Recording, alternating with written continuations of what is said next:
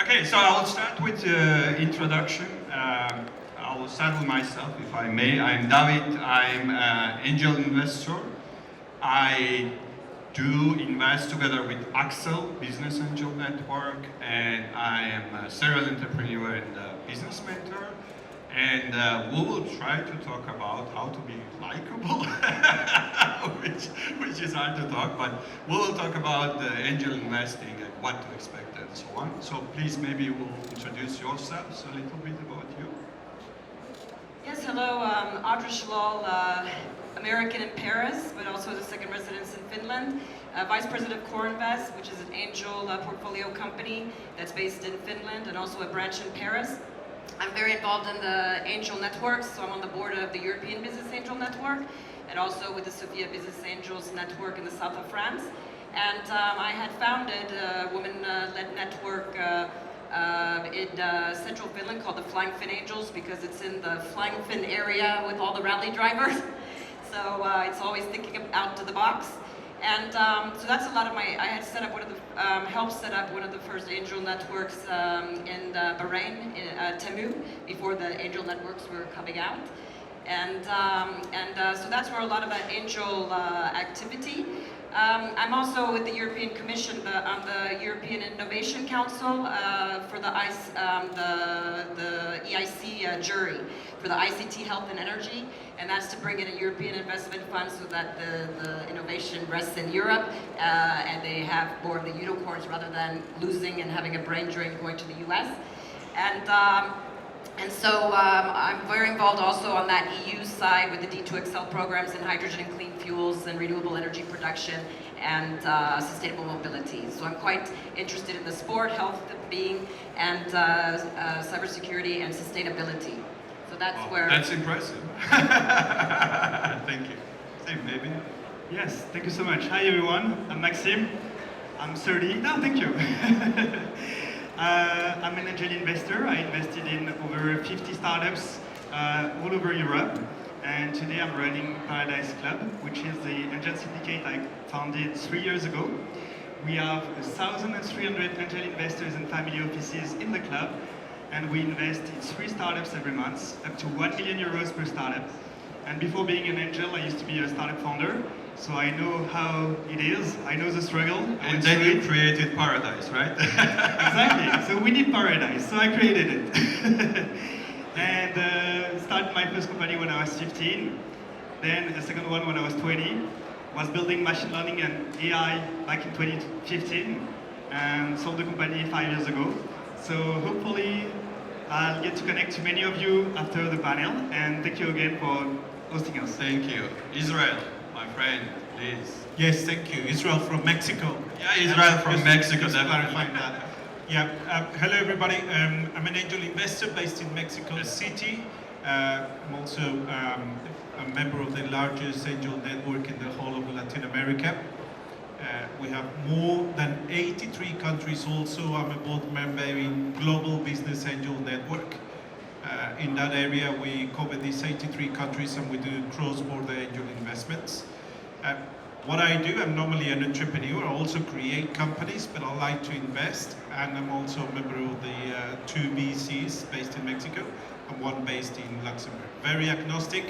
Anything that I like, likable and friendly, I will invest. Anything that I don't like, I always walk away. And I just like to say this. This is my second time in Georgia, and I like to say that the people in Georgia are very likable. Thank you. I think we should do some small applause for that. The Georgians are very cool. Thank you.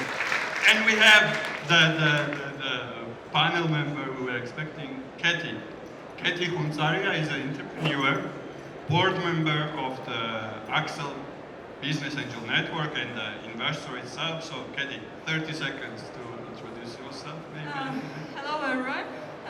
It's nice to be here today with you. Yes, I'm an entrepreneur. I also had some huge experience in automotive industry, but it's already like more than 6 years I've moved in entrepreneurship. I'm also investment board member of Georgian Business Angel Network Axel. I'm also investing in startup. Generally, I'm industry agnostic. And our guests. I will represent Georgian growing investment ecosystem landscape in Georgia with Dachi.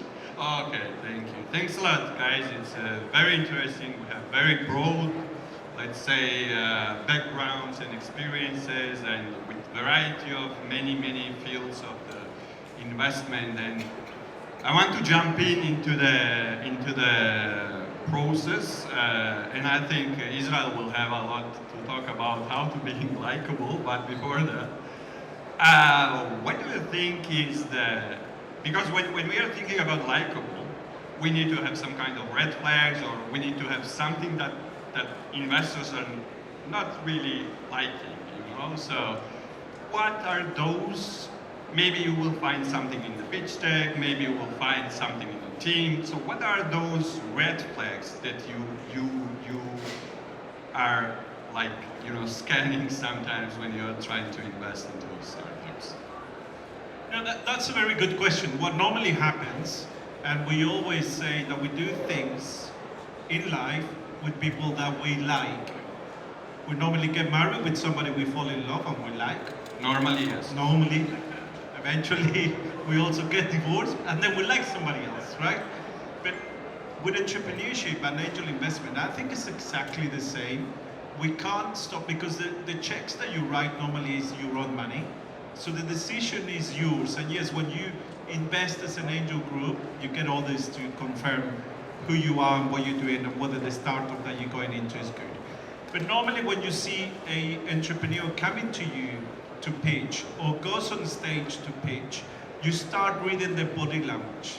You start reading whether they look at people in the eyes when they answer the questions, whether when you ask them what's the reason in life that they do in that project, they actually looking at you straight in their body and they actually say, look, I want to change the world for the better, and they actually believe it, then you start liking them. The majority, and I have to say the majority of entrepreneurs put up a scene, put up a stage. They try to become somebody who they're not, and that's the first thing that turns me off and I stop liking them. So be yourself, yeah? Easily, like. Be yourself, yes, because you're actually going to find somebody that you're going to marry. Yeah. You know, somebody's going to like Hopefully. So, try it on with the angel investors first. Yeah, thank you. Maxime, well, do you want to share your experience? Yeah, absolutely. Well, first of all, authenticity is the #1 factor. You should be authentic, but you should prepare. So come, be yourself, but be prepared. Know who you're talking to. Not all investors are the same. They're not investing in everything. And you can match better with someone else, and you need to know before. Second thing is, you need to be very clear and convey a story about why you, why now, why this market. And most of the time, founders explain super well their solution, all the features, but they don't tell us why they decided to launch it and why they connect emotionally with the product they want to launch. And entrepreneurship is a hard game. Fundraising is almost as hard, Yeah. and you need to explain why you will be so connected with the problem you're addressing that will keep going no matter what, and that's what we want to see in founders fundraising. Yeah, that's a very good point. Thanks a lot for sharing that, because I think in majority cases the why is missing, and there is a lot about the what and how, but when we see that why is missing, then yeah, this might be also red flag. Thanks a lot for that. Katie, maybe a couple of words? I was just thinking about, you have to be likable. You have to have all the answers why you are doing this, etc. But that's it. We invested a lot in startups. We co-invested, we syndicated, and let's say that all the time we meet each other, we discuss this topic. No, we are not. Yes, definitely. I mean, yeah. So besides being a likable and good performer, you also need to bring correct market fit. So besides bringing very nice pitch deck presentations, it's really important that besides the first impression that you are likable, you also have to be trustable. And to be trustable, you have to bring the pitch deck, which really shows potential investors that you really found the product market fit, and then I think you can be funded. Yes, definitely. Thanks a lot. And we're gonna talk a little bit about the pitch deck in the next question, but Audra, maybe you want to share a little bit about this topic as well? Yes, because actually, kind of going further, that what Israel said was that yes, it's like a marriage in the sense that also for you as the entrepreneur, because a real successful entrepreneur and investor relation is that actually in your first meeting of due diligence, you're actually already thinking of the finishing line. And so discussing what is your exit. There's some that will say, oh, we're just a startup company. We haven't even gotten there. But no, we want to know what is your vision? What's your passion and purpose? So we want to know, are you going to just be the leader of Tbilisi? Are you going to be the leader of Georgia? Or are you going to go global? And this also helps the investor to also know that, what type of scalability and how they're going to accompany you. So you have to also see if that investor is interesting and likable for you. Because you have to know also that what type of investor do you want? Do you want an impact investor? Do you want a sector-specific investor? So those things are quite important, in the beginning stages too, when creating a relationship. Definitely, I agree on that, and it's very nice that you mentioned that being likable is not the one-way street. It's a both-way street, and when I try to work with the startups and the entrepreneurs, usually I say, okay, if you want to raise the money, you also have a choice. You need to go with the, angel club, or you want to go with the separate angels or the VC funds. You can choose, and basically you need to choose it based on what you and your startup needs, and also to like them. Yeah, that's very important. And I want to get back on the pitch deck side, and I will start from Audra this time.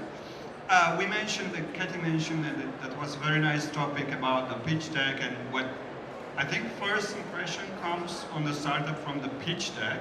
And I wanted to ask, what are those red flags that you see in the pitch deck, and sometimes, or you don't see something and you want to get more information about it? So quickly about the pitch deck. Yes, because actually I do a lot of pitch coaching and a lot of dry runs and mentorship in that area.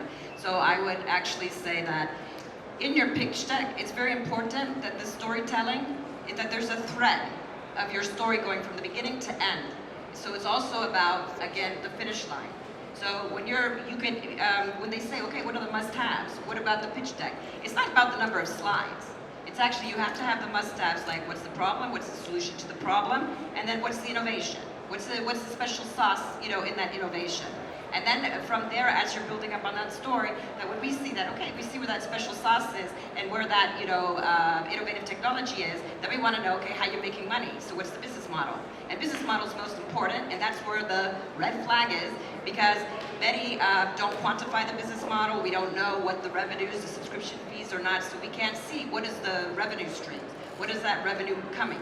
So that's the first, is many forget the business model, and also in the beginning on that storytelling part, and then also on the go-to-market. We don't know the step-by-step, how are you going to market, so that we can see how it goes scalable. Yeah, definitely, and I agree on that topic that usually what investors want to see, how are you earning the money, and sometimes some startups are forgetting about it, to mention that into the pitch deck, and it's a very good point. Thanks a lot for that. Katie, maybe?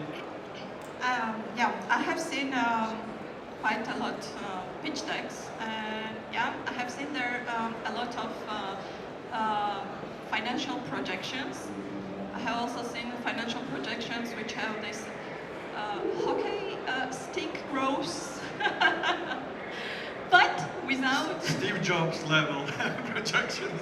Yeah, projections are like huge, high, but actually in the back there is no validation of these financial projections. So it's very important.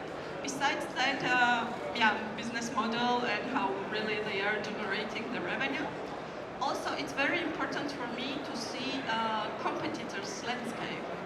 If the startup pitch deck does not contain clear competition, markets, ambition, and if there is sometimes, like I have seen startups who tell that there is no competitors. And that's a red flag, definitely. It's a big red flag. It means that either you had pure research Yeah. or either you have you need to improve. We need to work on the ego, I think, in that case sometimes. Exactly. Thank you. Thanks a lot, Katie. Maxime.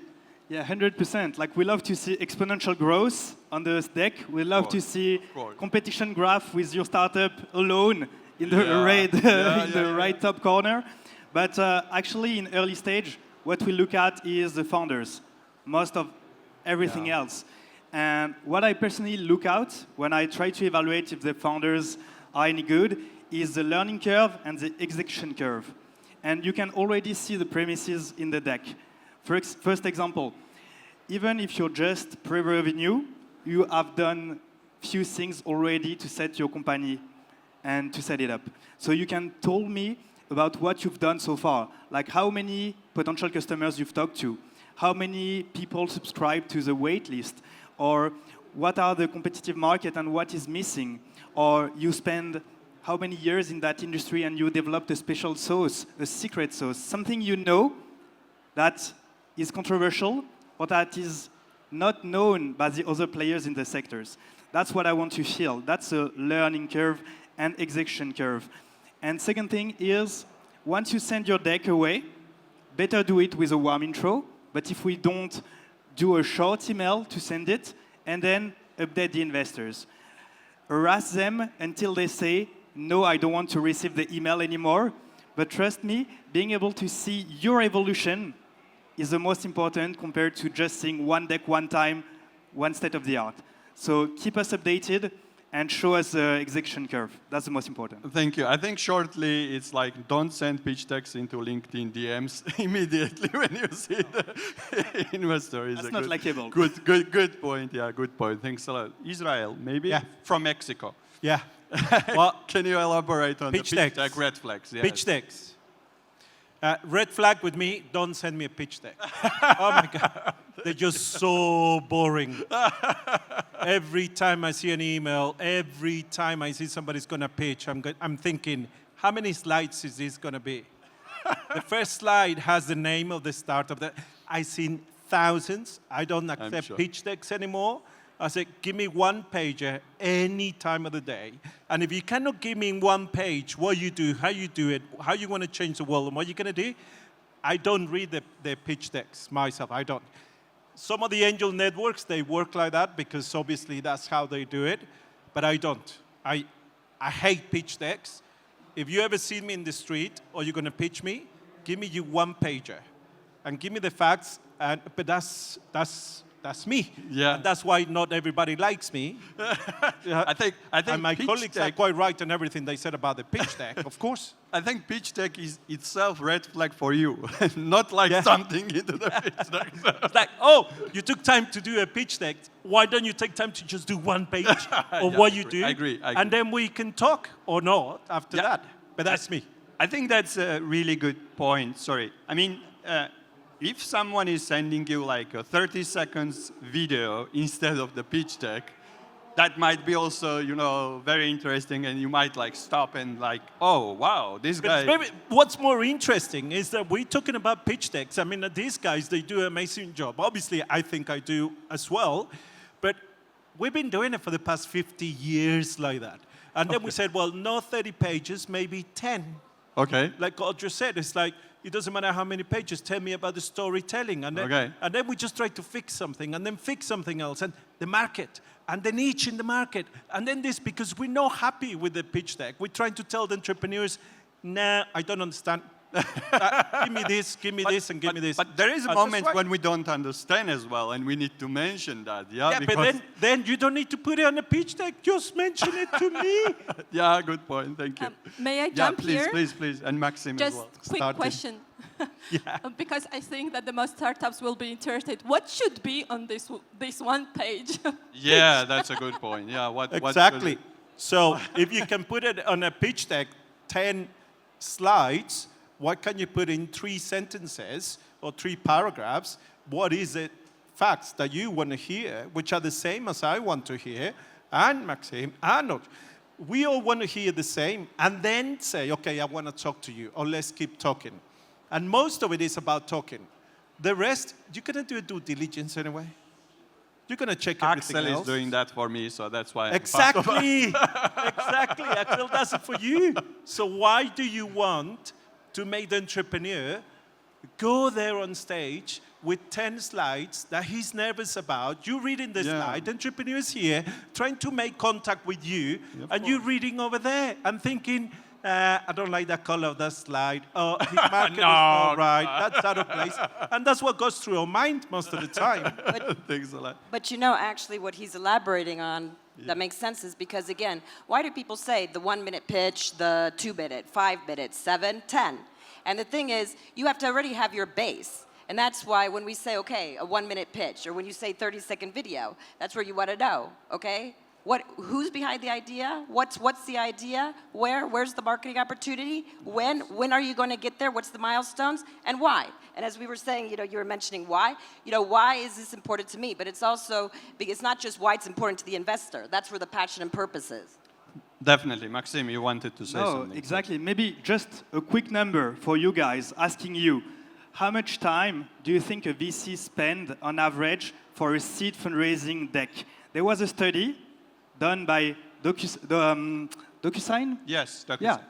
DocSend. Like, how many of you think it's less than 5 minutes? On average, the VC spend on a deck for fundraising. How many thinks it's less than 4 minutes? 3 minutes? 2 minutes? It's actually 90 seconds. Yeah, I wanted to raise another one. You never went there. So. Exactly. 90 seconds is the average a VC will spend on your deck. So be careful with your deck. If it's shit, we'll throw it away right away. If you don't send one, I say still send one, or at least a one-pager, so we can see it. But make sure it's well-crafted, very direct to the point, and explaining why I should take a meeting with you. The whole point of sending the deck should be for me to want to meet you in real life or in Visio soon. Thanks a lot. I think there was so many very interesting points and visions that we now discussed, and I want to elaborate on that topic a little bit as well, because I completely agree with Israel. When I try to mentor entrepreneurs, I say, guys, if you cannot explain to me what you do from 3 to 5 words, it's not worth to do. You need to make it as simple as possible, and we mentioned also when there is so many technical aspects into pitch deck and you don't understand. I mean, angel investors, we are people, we have expertise, we have background, but we don't know everything, and sometimes it's very hard to understand what topic it touches and what is like unique for that niche. And if you break it down to very simple 3 to 5 words, I think that makes sense. And since we are almost out of time, I want to do very quick, like 10, 20 seconds each, maybe with 3 to 5 words from the investors. How important is the team? Because this is a big topic for the investments. And I will try to start from Audra, and let's go all the way to Israel, and then we are finished. Thank you. Team is very important because do you invest in the jockey or do you invest in the horse? You invest in the jockey. This is 3 words, jockey or a horse. Yeah, so jockey, definitely. Katie? Yeah, for me, it's when you choose the team, you have to be sure. Are you doing just 2 hours race or you are doing 24 hours of Le Mans? Wow, okay, Le Mans, Porsche, yeah, I feel that. Maxime, please. One word is momentum. You have to create momentum around you, not just for the people who will fund you, but also for people who will surround you. Like being a founder is attracting the top talents to join your mission. So be clear with the people around you, what you're building, why you're building, because most likely people will join you to work for you, to invest in you, to mentor you, because of why you're doing it and not what you're doing. Thank you. Thanks a lot. Israel. Yeah, I would say build your orchestra, your philharmonica, right? Be a director of that. I love DJs that play on the run, but if the DJ gets run over, then there is no more music. If you have an orchestra, you can always replace one of the players. but you can make such a beautiful music out of that. Definitely. Be a conductor of your life. I will leave this message to our beautiful audience. Be a conductor of your life. And there is always room for improvement, and there is always room for doing better. Thanks a lot for your time. Thank you guys for being such an amazing And there's always audience. room to have fun with angel investors. Of course, yes. We are were not very discussing too that. serious. Yeah. Of course, should we're we nervous, take a but selfie maybe let's take for a that? selfie and let's see that we're fun. Yeah. Thank you. Great. Thanks a lot. Thank you, Thank you, guys. guys. Okay.